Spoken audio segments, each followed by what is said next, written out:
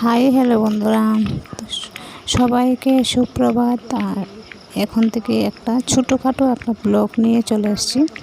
Blog তোমাদের জন্য আর কি, একদম ছোট্ট একটা ব্লগ, ঠিক আছে। তো আমি আজকে মর্নিং ওয়াকে বেরোলাম।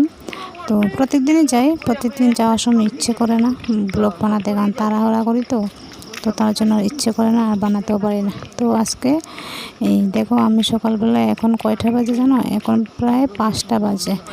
ওই একজন মাসি আছে, একজন দিদি আছে, তার সাথে হাঁটতে বেরোলাম, ঠিক আছে। শুধু হাঁটি। তো এরকম জানি সবাই এখন কম বেশি সকালবেলা সবাই মর্নিং ওয়াক করে নিজেকে ফিট রাখার জন্য, সুস্থ রাখার জন্য। তো আমাদের এইটুকু কাজ করতেই হবে, ঠিক আছে না? তো দেখা যায় অনেক সময় অনেক কিছু প্রবলেমের কারণে আমাদের মর্নিং ওয়াক করতে হয়।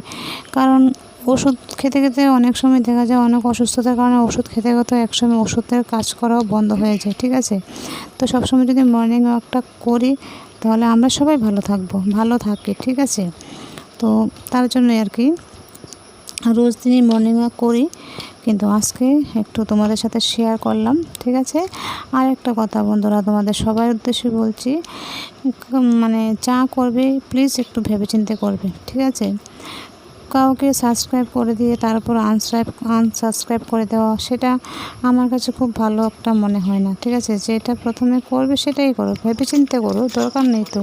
কাউকে যদি ভালো লাগে তাহলে তুমি সাবস্ক্রাইব করো, আর যদি ভালো লাগেই না তাহলে তো দরকার নেই। তারপরে প্রথমে সাবস্ক্রাইব তারপর আনসাবস্ক্রাইব করে দেওয়াটা সত্যিই বড় একটা ইনসাল্টের ব্যাপার হয়। তো আমাকে করো আর যাকেই করো, প্লিজ একটু ভেবেচিন্তে করাটাই সবথেকে বেস্ট মনে হয়। এটা তো ঠিক না, না? তো ঠিক আছে বন্ধুরা, আজকে তোমাদেরকে এই মেসেজটা দেওয়ার ছিল আমার, তো দিয়ে দিলাম, ঠিক আছে। তো সবাই আশা করি ভালো আছো, ভালো থাকো, সেটাই আমার একমাত্র চাওয়া ঠাকুরের কাছে। ওকে, বাই বাই।